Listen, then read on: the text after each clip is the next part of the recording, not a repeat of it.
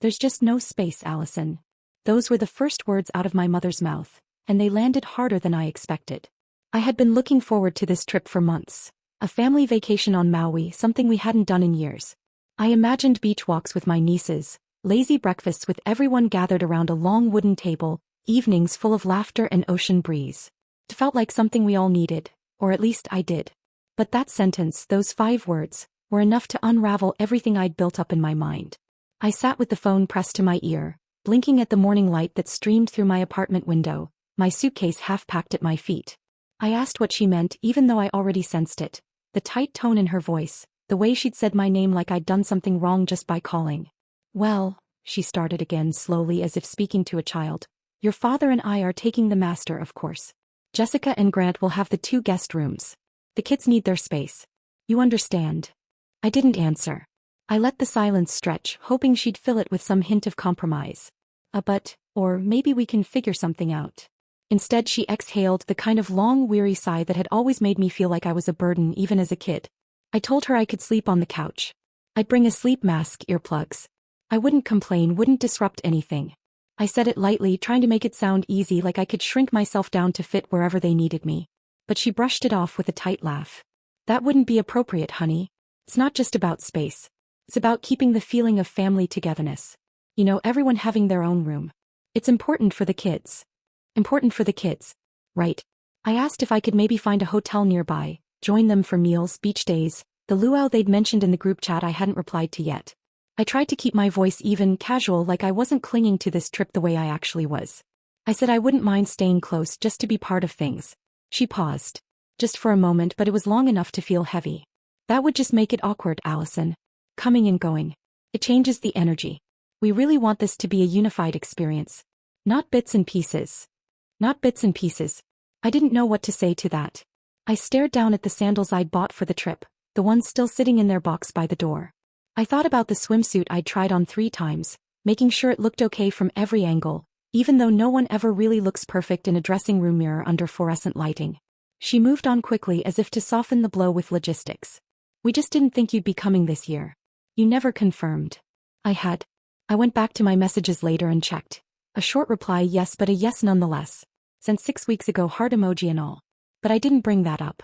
What was the point? My mother's voice had already shifted into that brisk tone she used when she was finished with a conversation. We'll do something with you soon, just us. Maybe a dinner when we're back. Eh? Love you, sweetie. And then she was gone. The call ended with a chirp and I was left staring at my reflection in the black screen of my phone, wondering how I was supposed to interpret what had just happened. Was I disinvited? Or had I never really been invited in the first place? I sat there for a long time, the suitcase still half open, the carefully rolled tank tops and sundresses mocking me with their readiness. The apartment was quiet, except for the sound of traffic outside and the low hum of the fridge. I could still hear my mother's voice echoing in my head, soft but firm, the way she always spoke when she wanted something to sound reasonable, even when it wasn't. There's just no space. I knew it wasn't about square footage. The house they'd rented was huge. I'd seen the listing when my sister sent it in the family group chat. A sprawling oceanfront property with 5 bedrooms, 3 bathrooms, a lanai, and a private path to the beach. No, it wasn't about space. It was about me. Or maybe it was about the version of me they didn't know how to include anymore. The one who didn't have a husband or kids or someone else to justify my presence. The one who had spent the last few years drifting quietly to the edges of the family unit without anyone saying it out loud. I felt it when we had dinner last Christmas and I was seated at the end of the table next to the kids. When my stories from work were met with polite nods, while Grant's endless rants about real estate got full-bodied laughs. When Jessica talked over me and no one noticed. And now this. A vacation without room for me. I stood up slowly and closed the suitcase, one careful fold at a time. My hands moved automatically, smoothing fabric, tucking zippers. I put the sandals back in their box and slid them into the closet. I didn't cry. Not then. I just moved like someone completing a task. Later, when I finally sat down on the couch, the one that wasn't good enough for a week in Maui, I let the silence wrap around me like a too heavy blanket. The apartment felt smaller somehow, as if it had shrunk around me in response to my rejection. I pulled my knees up to my chest and stared at the ceiling. I kept thinking about the phrase she used. Unified experience. What did that mean really? A family that looked good in photos? That moved in tidy groups? That didn't have to explain the one person who came alone, who had no little feet trailing behind them? Maybe I didn't fit into the version of the family they wanted to present anymore. Maybe I never really had. Growing up, I always knew I was the shadow, the afterthought, the quieter echo trailing behind my sister's brilliance. Jessica was the golden one even before anyone said it out loud. The kind of child who drew praise just by walking into a room, who seemed to glow under the soft light of approval, while I stood just outside the circle, always trying to figure out how to earn my place in it. It wasn't jealousy, not at first. As kids, I loved her in the way little sisters are supposed to love their older siblings, blindly, admiringly, endlessly. I watched her curl her hair in front of the mirror before school, saw how our mother smiled more easily around her, how teachers remembered her name and asked if I was Jessica's little sister, their faces lighting up in recognition before they glanced at me and quickly moved on. Jessica always knew what to say. She had the right clothes, the right laugh, the right timing. She was a cheerleader in high school, yearbook editor, homecoming queen. I was 2 grades behind, always walking the same hallways but never leaving quite the same mark. Even when I tried, when I joined debate, ran for class secretary, brought home straight A's, it felt like applause that came too late or not at all. My parents would smile, say, "That's great, honey," but their eyes would drift to Jessica's next recital, Jessica's next award, Jessica's new boyfriend. There was never any malice in it. Just an unshakable pattern, one I learned to stop resisting. And that pattern never really changed even after we became adults. Jessica married Grant, who looked like someone from a catalog for golf clubs and luxury watches, and had 2 kids by the time she turned 30. She quit her job in PR and started a blog about motherhood and home organization that exploded into something none of us expected. By the time I figured out how to afford my own condo in Phoenix, she had already been on local TV twice, once for a segment about DIY lunchbox ideas and once for a holiday decorating piece. Our mother cried during the second one. I remember watching it from my phone in the break room at work, alone on my lunch break, the volume turned low so no one would ask questions. She looked so at ease, so effortlessly perfect, standing there in her cream-colored blouse, her voice steady and warm as she showed viewers how to make homemade cinnamon ornaments with their children. My chest felt tight the rest of the day, though I smiled when I sent her a text to say, "You looked amazing." Sometimes I wonder if they even remember what I do for a living. I've been with the same medical equipment company for nearly 7 years now, worked my way up from junior rep to regional director. I oversee a team of 20, manage 7-figure accounts, travel constantly between states to negotiate contracts with hospitals and private clinics. I wear tailored blazers, speak on panels, coach new hires. But none of it seems to land when I talk about it at family gatherings. I can see their eyes glaze over, the subtle shift of attention toward the kids playing in the corner or Jessica's latest post going viral. Last Thanksgiving, I told them I'd secured our company's largest deal to date, and Dad just nodded and said, "That's great, honey. Jessica, did you end up finding that wreath you were looking for?" The room turned like it always does, away from me toward her. It's not that anyone's cruel. They don't forget me on purpose, not exactly. It's more like I've become a background figure in their story, someone who slips in for holidays and weddings, who brings a bottle of wine and smiles at the right moments but doesn't quite belong to the central plot. I'm the one they forget to include in group texts until the last minute. The one whose birthday gets a late phone call, not a gathering. The one whose seat at the table shifts depending on who else shows up. One Christmas, my name was left off the place cards entirely, and no one noticed until I sat down with my plate. They all apologized, of course, but not before I caught the quick glance my mother gave Jessica, that subtle, embarrassed flick of the eyes that said, "You fix it." There's a kind of loneliness that seeps in when you're surrounded by people who are supposed to love you but somehow don't see you. Not really. It's quiet, almost polite. It doesn't scream or demand attention. It just settles in like dust on untouched surfaces, gathering slowly until it becomes part of the room. That's how it's always been with my family. I exist in the spaces between their attention, the pauses in conversation, the moments after the photos have been taken and no one realizes I wasn't in them. I've learned to live with it. To fill my life with things that matter to me, even if they go unnoticed by the people I once wanted so badly to impress. I have my own apartment, my own money, my own life. I take myself out to dinner when I want to celebrate. I book vacations alone. I buy flowers for my kitchen table just because I like how they look in the morning light. There's a kind of peace in that, a kind of power. But sometimes, like when my mother tells me there's no space for me on a family trip, when she dismisses my offer to sleep on the couch as if my presence would ruin the mood, the old ache comes back. The one that makes me feel like I'm still 12 years old, standing in the hallway outside Jessica's bedroom, listening to her talk on the phone with the door half closed, wondering if I'd ever be the kind of girl people made space for. I've never said any of this out loud. Not to them. Maybe because it sounds petty when spoken, or maybe because I know it wouldn't change anything. They love me in their way. They send me cards on my birthday, ask about my flights when I travel. But I've never been the first call, the center of the photo, the reason a vacation gets planned. I've always been just a little to the left, smiling from the edge, hoping someone will look my way. The email came in just after 9, when I was still wrapped in my robe with coffee half cold beside me, scrolling aimlessly through old vacation photos on my phone like some kind of ritual of self-torture. My inbox pinged, and there it was. A message from HR with the subject line, Annual Bonus Notification, Confidential. I clicked it without much thought, expecting the standard corporate phrasing, the polite acknowledgement of my continued excellence and dedication, the numbers I'd already calculated in my head based on the sliding scale from last year's performance metrics. I'd braced for 30,000. Maybe 32 if they'd really noticed the overtime I'd been quietly putting in. Instead, I stared at the number on the screen for a long time, blinking to make sure it wasn't a typo. 60,000. Not gross but after taxes. I scrolled down, reread the message, the formal tone, the bullet-pointed breakdown, the exceptional leadership during Q2 and Q3 expansion. My hands tightened slightly around the edge of my mug. 60,000. It didn't feel real, not immediately. It felt like someone else's reward. Or like the universe had miscalculated and just this once tipped something in my favor. For a few minutes all I could feel was adrenaline. My heart raced. I sat up straighter, pulled my robe tighter around me like I needed to physically hold myself together. I thought about what I could do with that kind of money. I thought about Paris, about the stone balconies in the Marais I'd once saved on Pinterest and forgotten. I thought about upgrading my car, about paying off the last bit of student loan debt I hadn't told anyone I still carried. I thought about the quiet luxury of choosing anything really without flinching. And then, almost immediately, the thought of the vacation surfaced again. The same family trip I'd been uninvited from. The rejection still fresh, sharp, echoing in my chest like a bruise I kept poking at. But this time the idea wasn't sadness or resentment.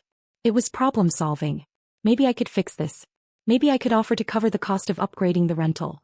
Something bigger, something with one more bedroom, one more space for one more person. Me.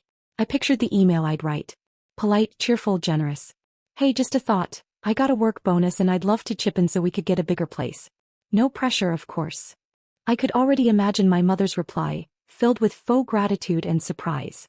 That's so thoughtful, Allison, but you really don't have to, and maybe, just maybe, they'd take me up on it.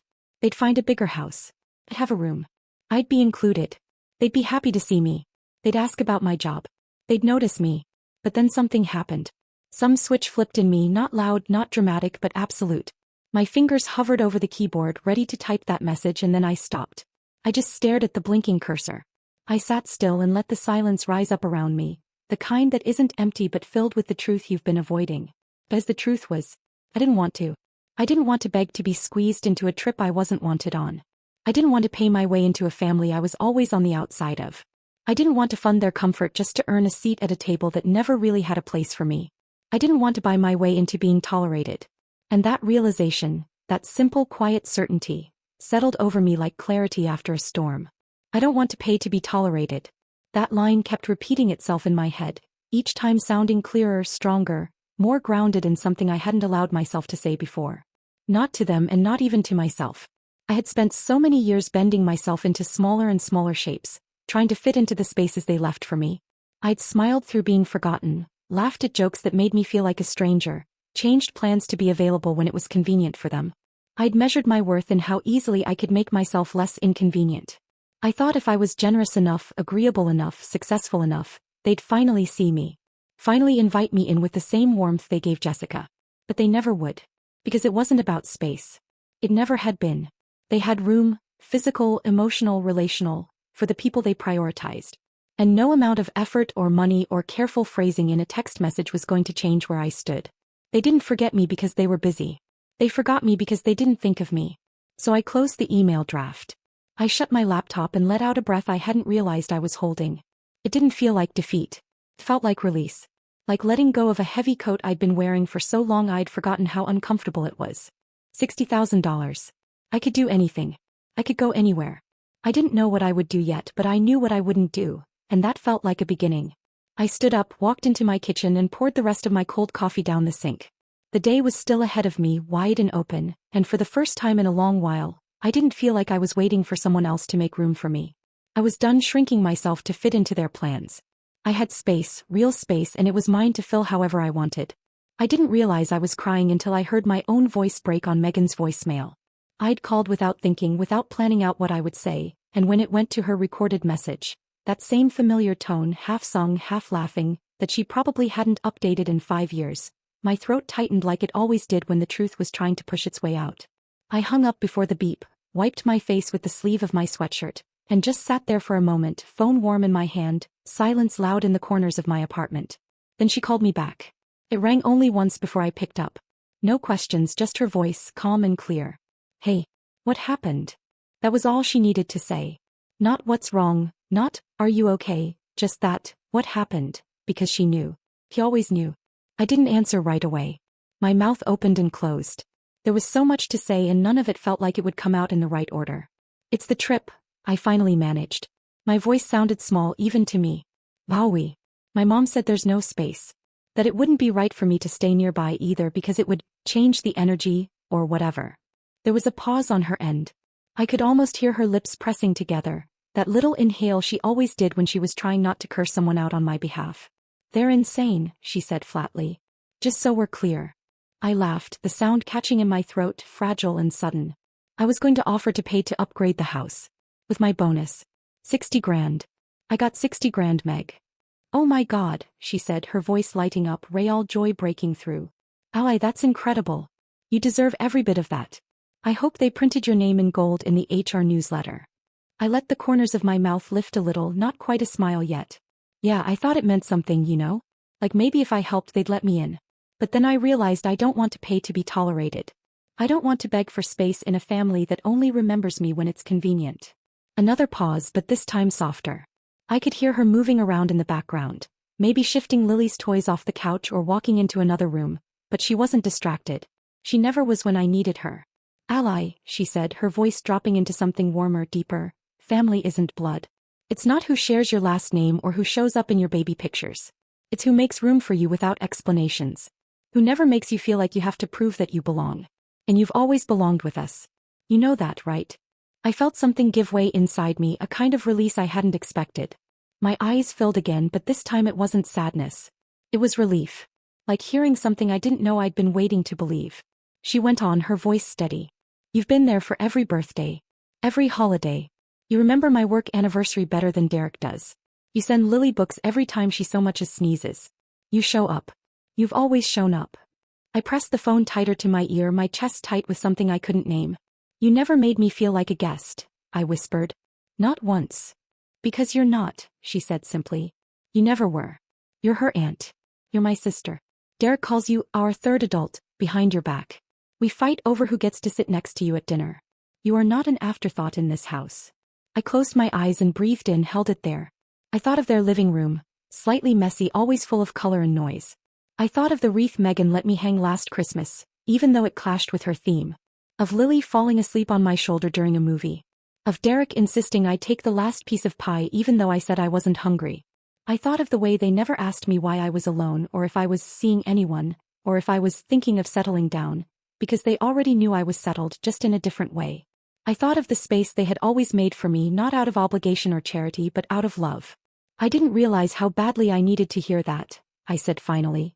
That's what I'm here for, she said. Also, if you're not going to Maui you better be coming here. We've got the guest room ready, and Lily keeps asking when her auntie Ally is coming to help her decorate cookies. I laughed again, properly this time.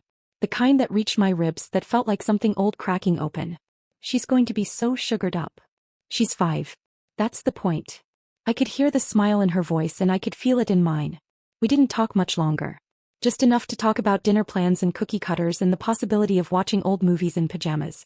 Just enough to feel the air shift inside my chest from cold to warm. From waiting to welcome.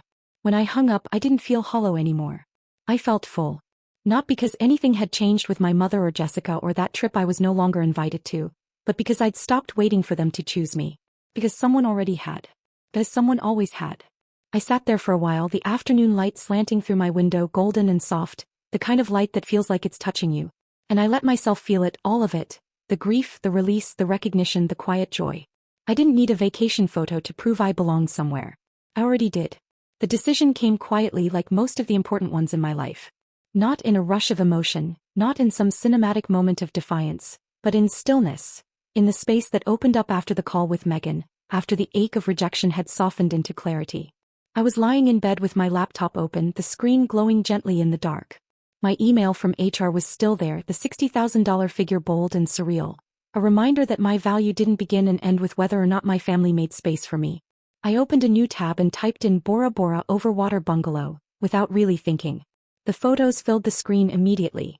Turquoise water so clear it looked unreal, thatched roof villas with glass floors, sunrises that melted the horizon into gold. I stared at one image in particular. A bungalow suspended over water like it had been placed there by a dream. It had floor-to-ceiling windows and a private deck with stairs leading directly into the ocean. I could practically hear the soft slap of water against the stilts, the quietness of that kind of place, the kind that settles deep in your bones and reminds you what peace feels like. That's when the thought came I could do this. Not just for me. For the people who had already made space for me without being asked. For Megan, who had spent a decade reminding me that I was loved without conditions. For Derek, who always treated me like I was family. For Lily, who didn't know any other way to see me than as someone who belonged. The idea grew quickly, but it felt right. Not impulsive, intentional. I started planning that night. I ran the numbers, compared dates, booked the flights. I chose a villa with a panoramic view of the lagoon, one that came with room service delivered by canoe, spa access, and a private infinity pool. I arranged the meals, the activities, the child-friendly amenities for Lily. I paid for everything up front. Flights from Arizona to Tahiti and then the short hop to paradise. All-inclusive meals. Extra sunscreen. Snorkeling lessons. I wanted to eliminate every possible friction point, to wrap the entire trip in ease and beauty. It wasn't about extravagance. It was about reclamation. I didn't tell them right away. I waited until everything was confirmed, every detail locked in. Then I called Megan and told her to put me on speaker. When I said the words, "We're going to Bora Bora. All four of us. It's done. Everything's booked." There was silence on the other end just for a second, the kind that follows something too big to process immediately. Then Megan's voice cracked. "Are you serious?" I said yes. I told her about the bungalows, the water so clear it didn't look real, the deck where Lily could feed fish through a little opening in the floor. I told her I wanted to do this not because I owed anyone anything but because this was how I wanted to feel. Surrounded by love I didn't have to earn, with people who saw me, really saw me without needing me to shrink. She cried. I cried.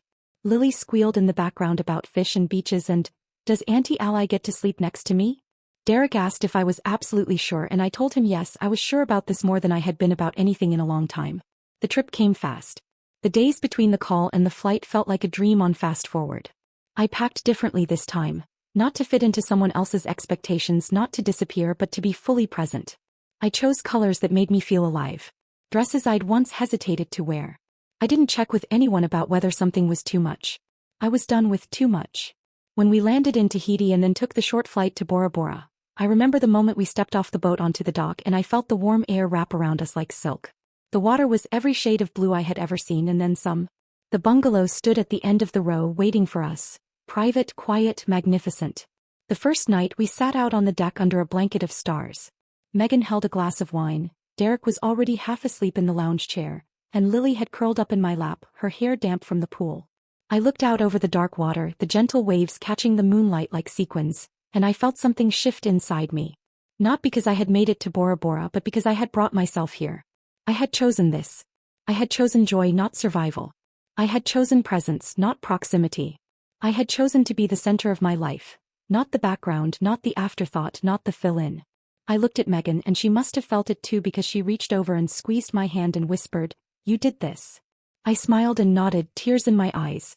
Not because I was sad but because something finally made sense in a way that didn't hurt. This wasn't revenge. It wasn't performance.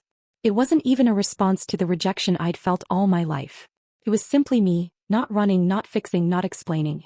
Just existing beautifully in a place I chose, with people who never needed a reason to love me. For the first time in my life I wasn't the supporting character. I wasn't waiting for permission to be seen. I was the one who booked the ticket. The one who created the space. The one who stood in the light and said, "This is mine." And it was. All of it. There's a particular kind of ache that lives in memories you've tried to bury, the ones that never come all at once but creep in during the quiet moments, uninvited and stubborn, like ghosts that refuse to stay gone. After Bora Bora, after the quiet nights on the water and the mornings filled with laughter and ease, I found myself remembering not out of bitterness, but out of clarity, like pulling old thorns from under the skin one by one. The contrast was too stark to ignore. I had spent years convincing myself that those small humiliations were just misunderstandings, that I was being overly sensitive, that it was better to keep the peace than to speak up. But now I saw it all clearly, chronologically, like chapters in a book I never agreed to be written into. There was Thanksgiving 3 years ago when I flew across 2 states and 6 hours of delays to be there on time, arriving late in the evening with a pie I'd made from scratch and my shoulders aching from travel. I remember the way my mother's face tightened when she saw me at the door, not in surprise but in mild irritation, like I was a piece that didn't quite fit into the puzzle. The house was full, of course. The guest rooms already taken by Jessica, Grant, their kids, and another cousin who had brought his girlfriend without asking. "We thought you might not make it," my mother had said, as if I hadn't confirmed twice and texted her from the gate. She gestured toward the laundry room, saying, "It's not much, but there's a cot in there you can use." I slept that night beside the dryer, the steady click of the drum like a metronome to my shame, wrapped in a thin blanket that didn't quite reach my feet. Then there was the family reunion the summer before that, one of those sprawling events that required color-coded t-shirts and potluck sign-up sheets. I'd driven 6 hours with a car full of homemade dishes and a carefully chosen gift for the host, my uncle, who barely looked up when I arrived. I was told I'd have a room in the guest house, a small space but quiet with its own bathroom. I brought my bag in, set it down, and then, an hour later, my aunt pulled me aside, eyes flicking nervously toward the driveway.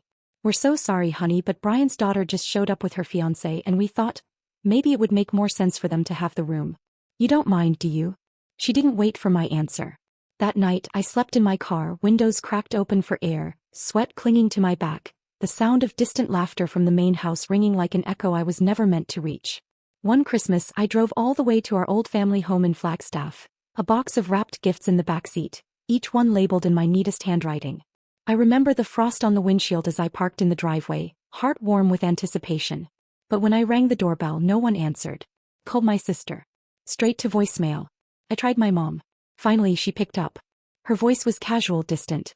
"Oh no, didn't you get the message? We moved it to Jessica's place, it was just easier with the kids. I assumed someone told you." No apology. No explanation for why I hadn't been included in the update. I turned the car around, drove home in silence, the gifts still untouched, my name never added to the list that decided where family gathered that year. And there was that one moment, the one that still lands with a particular sting because it wasn't logistics or accidents or space. It was something said plainly with no room for misinterpretation. I'd called to ask if I could come for Memorial Day weekend just to visit, to be around people, to not feel so alone. My mother hesitated and then said, "Jessica thinks it might be hard for the kids if you're here. They don't really understand why you don't have a husband. It's confusing for them. You know how kids are." I remember gripping the phone tighter, my breath catching. I wanted to ask what exactly was confusing. My independence? My success? My choice to live a life outside the script they worshipped? But I said nothing. I just swallowed it like I always did, tucked it away, and told myself again that I was being dramatic. Each of these moments had felt at the time like isolated incidents. Tiny fractures in the glass that I convinced myself didn't mean the whole thing was broken. But now, with distance, with love that had been freely given in a villa in Bora Bora, with the weight of my own self-worth finally reclaiming its shape, I saw the pattern.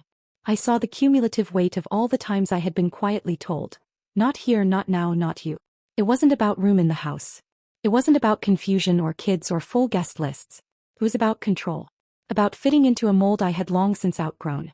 About their comfort with the idea of me, not the reality of who I had become. Every year, every event, they made it clear. There was a structure and I was too big or too different or too inconvenient to be part of it. But now the difference was that I no longer wanted to be part of it. Not like that. Not at that cost. These memories didn't break me. They didn't haunt me the way they used to. They weren't stones I carried anymore. They were markers on the road that led me here. Each one reminding me why I had to change the script. Why I couldn't keep trying to earn a place that had never really been offered to me. I was done sleeping beside dryers and apologizing for showing up. I was done waiting to be notified of my own family's plans. I was done trying to make myself digestible to people who had long decided who I was allowed to be. Those memories didn't define me anymore. They clarified me. And for the first time in my life, I wasn't looking backward with longing. I was looking forward, eyes clear, heart intact, soul finally seated at the head of a table I built with my own hands. There are moments in life that don't ask for attention. They just unfold quietly, perfectly, and you only realize later that they've changed something fundamental inside you. Bora Bora wasn't just a vacation. It was a reclamation. A quiet revolution disguised as paradise. I had stepped off the boat that first afternoon with the weight of years still in my bones, but each day there peeled something old away. The pressure, the guilt, the endless shrinking. I arrived carrying the shadows of who I'd been told to be. but by the time the sun dipped beneath the edge of the lagoon on our fourth evening, I felt like I'd finally come home to myself. The bungalow was like something from a dream, suspended above impossibly clear water, with sunlight that filtered through the slats in gold, warm stripes across our skin. The floor in the center of the living room was a thick pane of glass, and beneath it the water shimmered with life. Little fish darted in and out of the coral clusters, flashes of blue and yellow and silver. Lily named them all within an hour of arriving. She lay on her belly every morning, chin on her crossed arms, narrating their movements like a marine biologist in training. "That one's Clementine," she told me solemnly. "She's a mom. She's really fast." The smallest, a flickering dot with a red tail, was Buttons. By the second day she declared them her pets and insisted they needed a bedtime story every night. We let her tell them one. The days were slow in the best way, not wasted but unstructured. We swam, we sunbathed, we ate fresh mango with our fingers and let juice run down our wrists. Megan braided my hair one afternoon while Derek read aloud from a paperback he'd found in the lounge. I hadn't let someone do my hair since college. I didn't know how much I missed the simple touch of someone who loved me without needing an explanation. At sunset we brought out the champagne. I'd asked for it in advance, splurged on the good kind. The staff chilled it perfectly, brought it out in a silver bucket with little glasses even for Lily, who sipped sparkling water with a strawberry floating on top and told us very seriously that she was cheersing to fish and friendship. We sat on the deck with the breeze in our hair and the sea stretching out in every direction, the sky melting into every possible shade of coral and gold. I'd seen sunsets before. Arizona has a reputation for them, but this was different. This one didn't feel like something I was watching from behind a window. I was in it. Part of it. Alive inside it. We talked. Not surface talk, but the kind that only happens when your body is warm from the sun and your defenses are completely down. Megan told me about the early days of her marriage when she wasn't sure it would last. Derek admitted he sometimes felt like he was failing as a father, even when he tried his hardest. I told them about the night I sat in the laundry room, about the Christmas I spent in an empty house, about the phone call when I was told that my single life confused children. I didn't say it to get pity. I said it because I was finally ready to let those things go. And sometimes naming the pain is the first step to releasing it. They listened. Fully, without interruptions. And then Megan leaned over and touched my hand and said, "I wish we could have protected you from all of that." It was the only thing she could have said that didn't try to fix anything, just honored it. We laughed a lot too. The real kind, the kind that leaves your stomach sore. Lily tried to teach us a made-up dance on the deck one night, complete with spins and sudden dramatic falls. Megan tripped trying to copy her and Derek nearly knocked over the drink tray, and I laughed so hard I had to sit down before my knees gave out. There was no performance, no curated version of ourselves. No tension humming beneath the surface. I didn't feel like I had to apologize for taking up space or explain why I was there. I wasn't a guest, I was part of it all, seamlessly, effortlessly. I didn't have to earn it.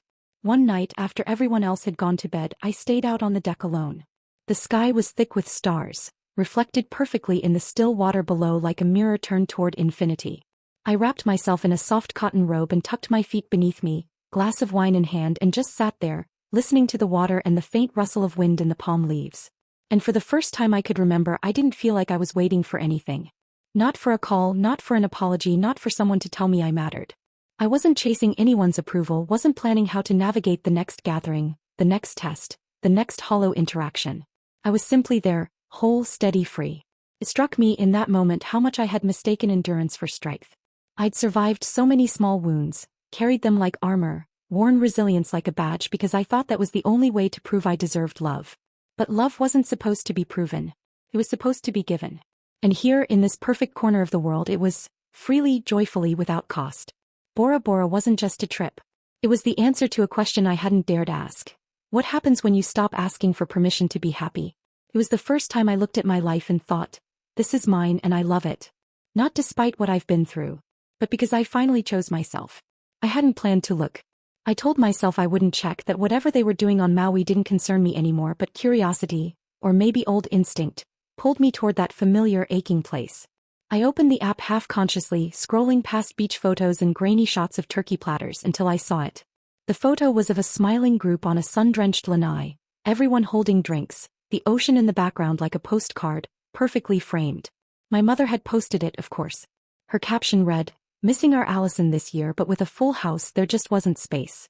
Next time." A red heart. A palm tree emoji. Casual, polished, sanitized. I read it again. "Missing our Allison." I felt the heat rise in my chest, not rage but something colder, quieter. The kind of anger that simmers just beneath the surface, not because of what was said but because of what was left unsaid. There wasn't space. Like I was a guest who had RSVP'd too late. Like this was an unfortunate logistical issue, not a choice. Not a decision that had been made, again, to exclude me. I stared at the photo, at their faces, at the ease of it all. No empty chair. No sign of absence. Just the neat packaging of a story they could live with. And I realized, that was always the point. Control the story. Paint over the discomfort. Make sure the narrative stays clean. But I was done being edited out. I didn't comment. I didn't message her. I didn't beg for correction or try to explain my side in private. I didn't want to be heard by them anymore. I wanted to speak to something larger. Something truer. So I opened my own gallery. I scrolled through the videos I'd taken in Bora Bora, each one small and unfiltered and perfect in its own way. The clip I chose started with Lily's voice calling out from the deck. "Look, anti-ally. Clementine's back." And then panned down to the fish swimming beneath the glass floor, the sun painting ripples of gold across the water. The next cut was champagne being poured into delicate glasses as the sun melted into the horizon, Megan and Derek clinking theirs in the background, a soft, unscripted laugh rising from somewhere just out of frame. Then Lily spinning in a circle in her little sundress, arms wide like wings, her giggle carried by the wind. I didn't use filters. I didn't need music. The sounds were enough. Ocean, laughter, stillness. I uploaded it just as it was. And I captioned it with the only sentence that felt honest. When you stop trying to squeeze into someone else's space, you find your own. No hashtags. No location. No explanation. I put my phone down and walked to the window. Outside, the sky was turning the soft purple of early dusk. I watched the city breathe below me, headlights flickering to life, people moving through their own lives, their own rhythms. I felt calm. Not triumphant. Not spiteful. Just grounded. This wasn't revenge. It wasn't a performance. It was a declaration, not to them but to myself. That I was done playing the quiet part in their well-rehearsed play. That I had rewritten my role. That I had found a story where I didn't have to ask to be included. One where I was no longer missing. One where I had never been invisible. And this time I told it in my own voice. It happened faster than I expected. Within hours of posting the video, my phone lit up with notifications, first from strangers. Comments, shares, messages from people who saw themselves in those few quiet seconds of ocean and laughter. And then, inevitably, from them. The ones who had always called themselves my family. Started with my mother. A message that arrived without preamble, without any trace of the usual warmth she used when trying to appear gracious. Just, "You could have talked to us first.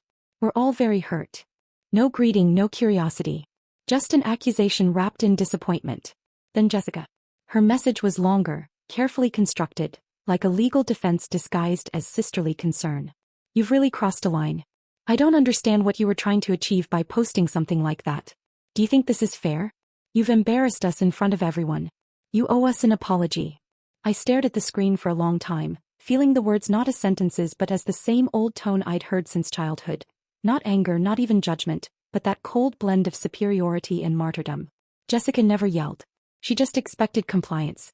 More came in. My father wrote, "I don't know what's gotten into you. We always did what we could. You were never excluded intentionally. Life just happens. Why are you trying to punish us for it now?" The line sat there bold and hollow. We did what we could. As if that excused the years of looking the other way, of letting things go unspoken, of watching me sleep in a car without asking why I hadn't been given a room. Cousins chimed in. 2 of them messaged me privately, saying they were disappointed in how I'd gone about it. One asked, "Why air this in public?" Another wrote, "You're making us feel like monsters. That's not fair." And there was the pivot. Not one message asking how I felt, what led to that moment, why the video spoke with such quiet finality. Not one acknowledgement of the pain that had been stacked year after year, like bricks laid carefully to build a wall between us. Instead, it was all about them. Their discomfort. Their image. Their hurt feelings. They didn't ask for understanding. They demanded silence. And in that sudden flood of words, of carefully chosen phrases meant to shift blame without ever holding it, I saw it with perfect clarity. They didn't want to reconnect. They wanted to regain control. Every message, no matter how varied in tone, whether pleading, angry, or coldly polite, had the same subtext. Get back in line. Undo the story. Give us back the version of you that didn't speak up. What struck me most was how none of them denied the facts. No one said, "That didn't happen." Because they couldn't.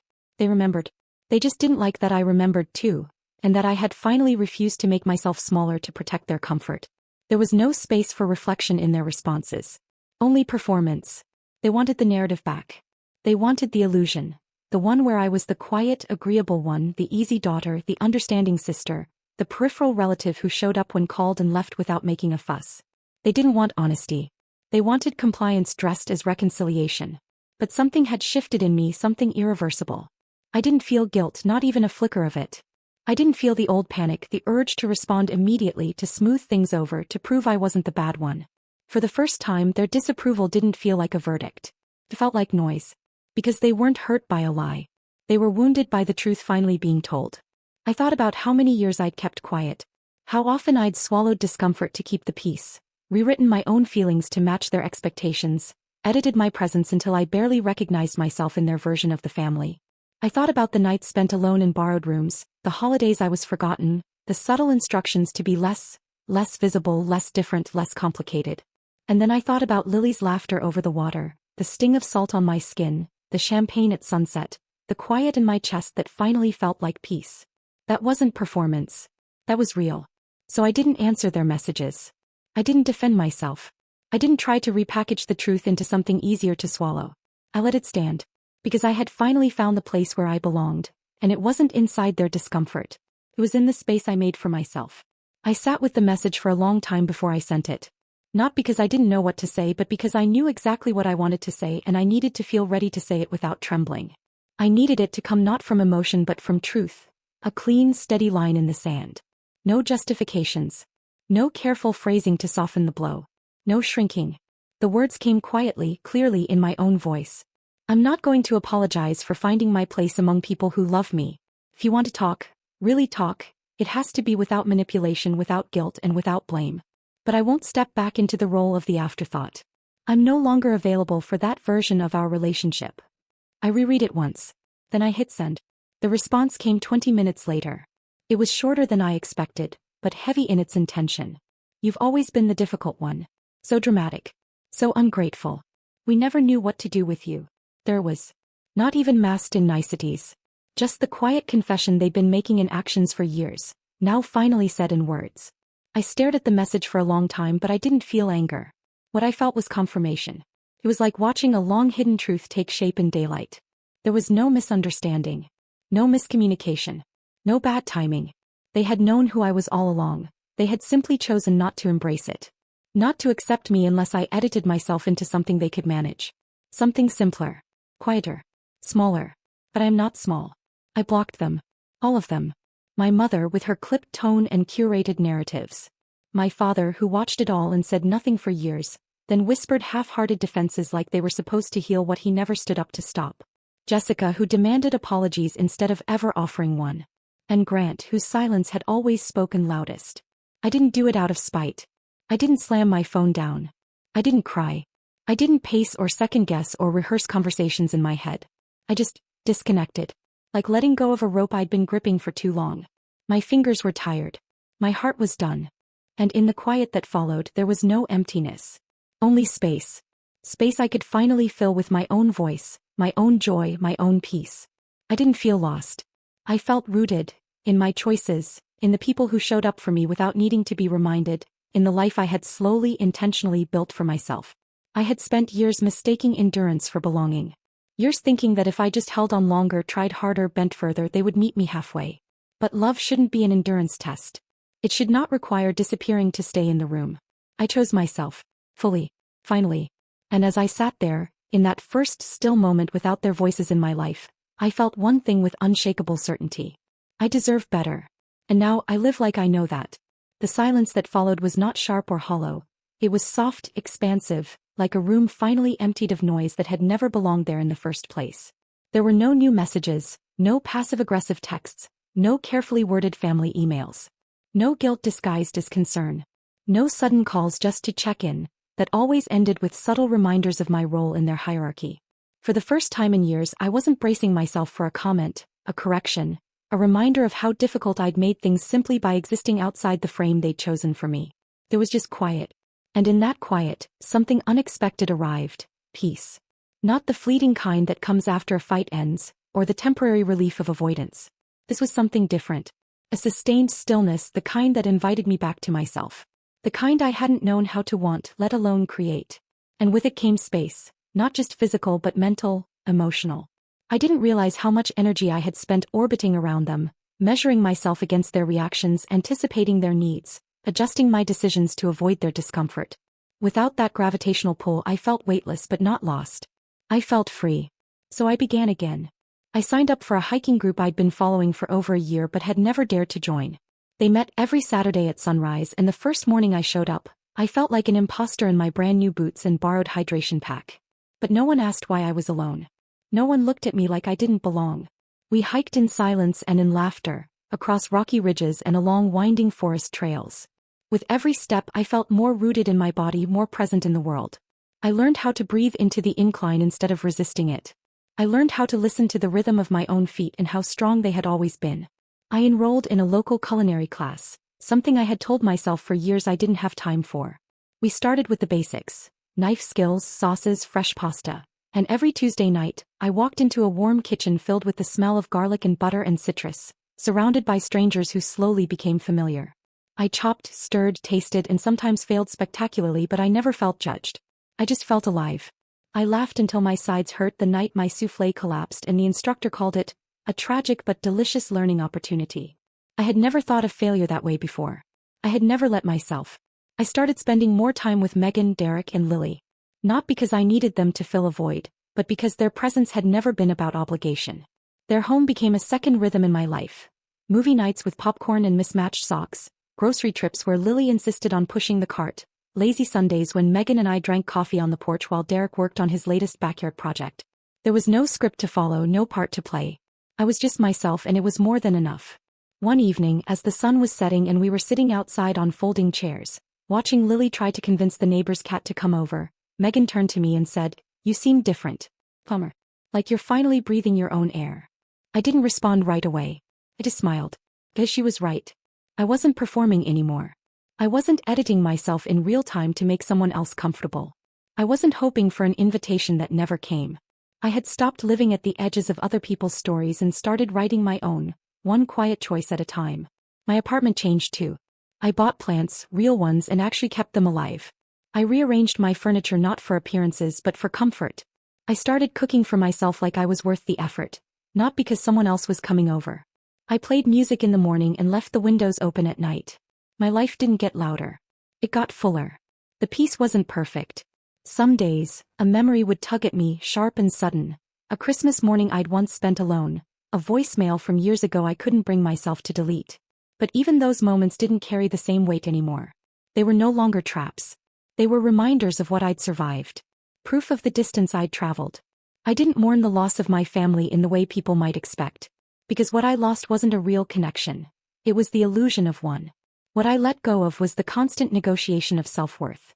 The silent contract I'd signed again and again, agreeing to accept crumbs in exchange for proximity. Now there was no negotiation. No explaining. No pleading. Just this. My feet on the trail, my hands in the dough, my laughter echoing through a home that had always welcomed me without question. I wasn't rebuilding. I was living. The call came on a quiet Wednesday afternoon, one of those in-between hours where nothing urgent was happening, the kind of day that hums softly in the background of your life. I was in the kitchen slicing peaches for a tart I had no special reason to bake, just because it felt like the kind of day that called for sweetness. My phone lit up with a number I didn't recognize. I almost didn't answer. But something in me said I should. "Hi, is this Allison?" the voice asked, hesitant but clear. "Yes," I said, cautious. "Who's this?"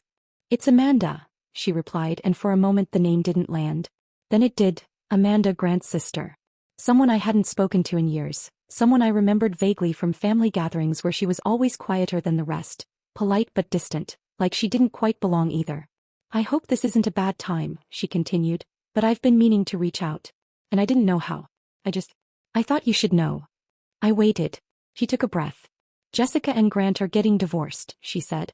Her voice was measured, but there was something else beneath it.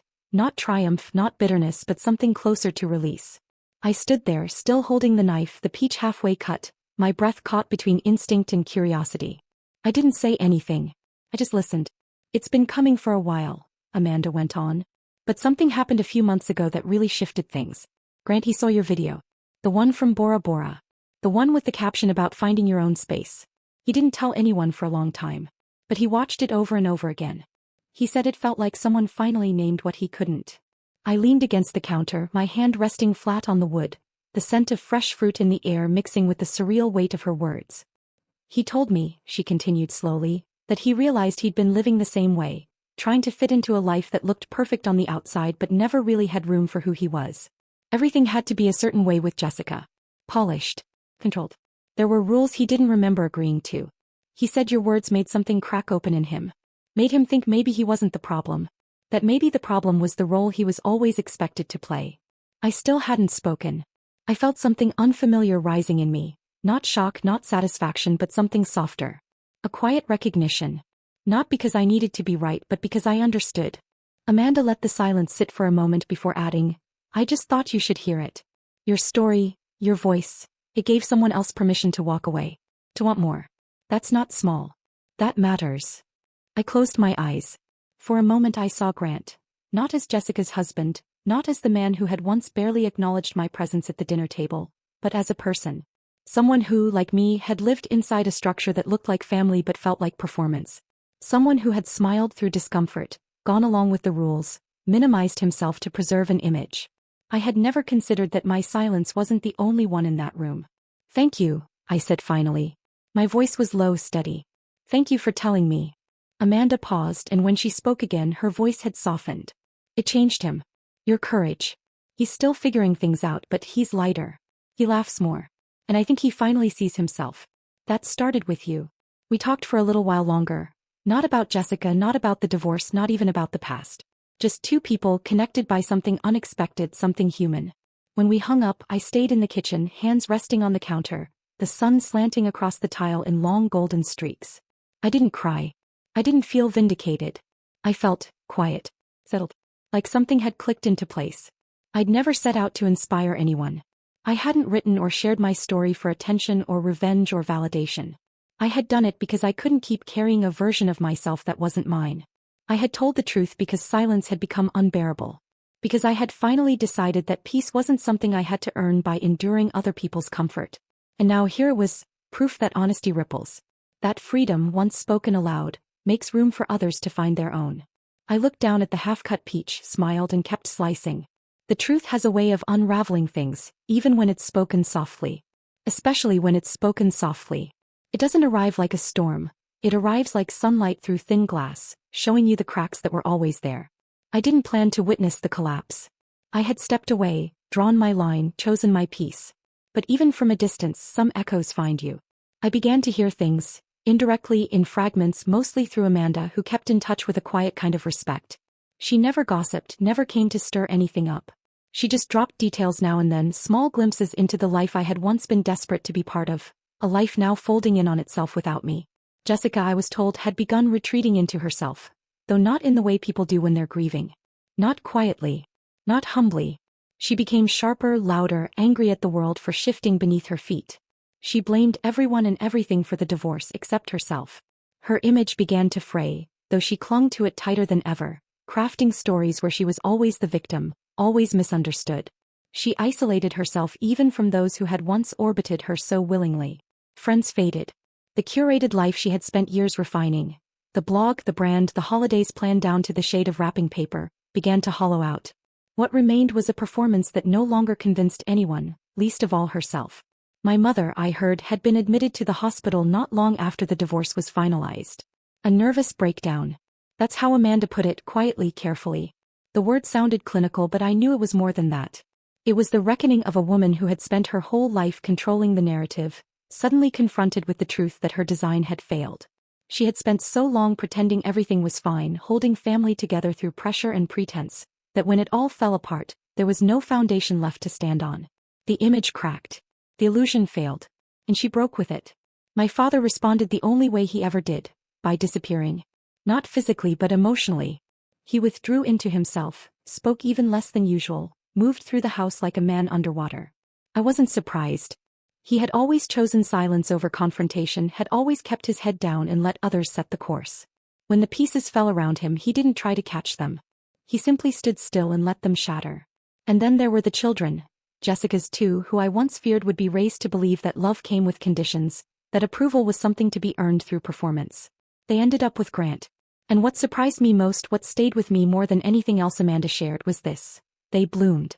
In the absence of their mother's expectations, in the quiet steadiness of a father who finally felt like he could breathe, they found space to grow. Their laughter returned. Their curiosity expanded. They began to draw again, to ask questions, to feel at ease in their own home. Grant, it turned out, had not been absent, only silenced. And once the silence was broken, he became the father they needed. Not perfect, but real. No one tried to contact me. Not once. Not to explain. Not to apologize. Not to ask for anything. They had spent so long convincing themselves that I was the difficult one, the dramatic one, the one who wouldn't fall in line, that when the structure finally collapsed, it was easier to say I had never mattered at all than to face the truth of what they'd built. Their silence was not an oversight. It was a choice. And still I did not grieve. Because I no longer looked to that house, to those voices, to that version of belonging for meaning. I didn't feel empty without them. I felt whole without pretending.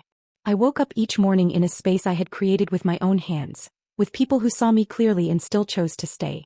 My life was no longer shaped by the places I'd been denied, but by the ones I had found or built, on my own. I walked trails at sunrise with strangers who had become friends. I learned to make croissants from scratch and ruin the first 3 batches without shame. I read books on my balcony until the sun dipped low and the wind shifted. I danced in my living room on quiet nights. I laughed often. And when I stood in front of the mirror, I saw a woman I finally recognized, not for what she had endured, but for who she had chosen to become. Their world crumbled. Mine opened. And for the first time in my life, the distance between those two things felt like freedom. The letter came in an envelope with delicate handwriting and a New York postmark, tucked among bills and flyers, almost easy to overlook. I hadn't expected it. I hadn't heard from that side of the family in years. Distant cousins who faded in and out of childhood holidays, names that hovered on the edges of memory. But there it was, a letter from Claire, my mother's niece, someone I remembered vaguely as the quiet, observant one, always just outside the center of the room, much like I had been. Her handwriting was neat, careful, the kind of penmanship that suggested intention. She opened with warmth, not formality, and within a few lines I could already feel the quiet current of something deeper pulling through her words. She had seen my video, she wrote. Not when it first went viral, but months later through a friend on a day when she needed it most.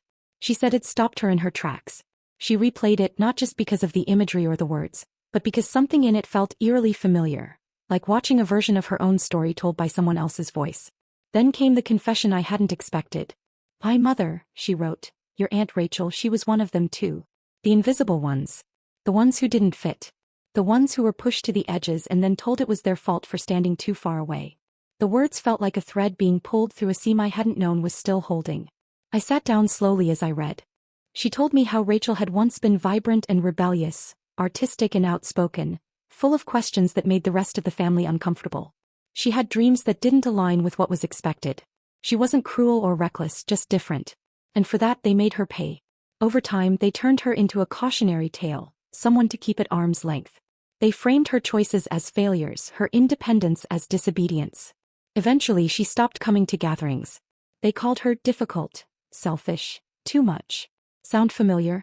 Claire wrote. It did. Rachel had never explained it in full, not to Claire, not to anyone, but she carried a quiet pain that no one seemed to name. And now, years later, Claire was starting to understand it. Not because Rachel had told her, but because she had seen the same patterns unfold again, this time with me. A generation later, the script had remained the same. But I somehow had done what her mother could not. I broke it in public. And I didn't return. "You didn't imagine it," she wrote. "You're not the problem. This family has always found ways to isolate the ones who wouldn't play along. The ones who asked for more than performance and perfection. You weren't erased. You were resisting." I put the letter down and exhaled slowly, the kind of breath that reaches all the way down, the kind you don't know you've been holding until it leaves you. I sat there in the quiet of my kitchen, sunlight soft across the floor, the scent of brewed coffee in the air, and felt something settle. Not grief, not anger, but affirmation. It hadn't started with me. But maybe, finally, it would end with me. That night I set the table for dinner. Just me. My own space, my own food, the music I liked playing softly from the speakers. A candle flickered in the center, not for romance or mood, but for ritual. A way to honor the version of myself that had stopped waiting for someone else to make space and started making her own. I thought about my Aunt Rachel, what she might have been like when she was young, what joy she had been asked to shrink. I thought about Claire, writing from her own corner of the world, quietly naming the pattern for what it was.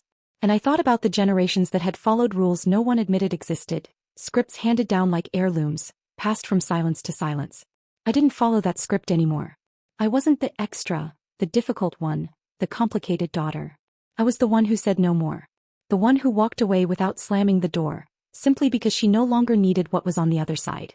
I poured myself a glass of wine, took a bite of the pasta I had made from scratch, a recipe I learned in the class that started this new rhythm of living, and felt something close to peace rise quietly in my chest. This was my life. My table. My rules. And I had finally taken my seat,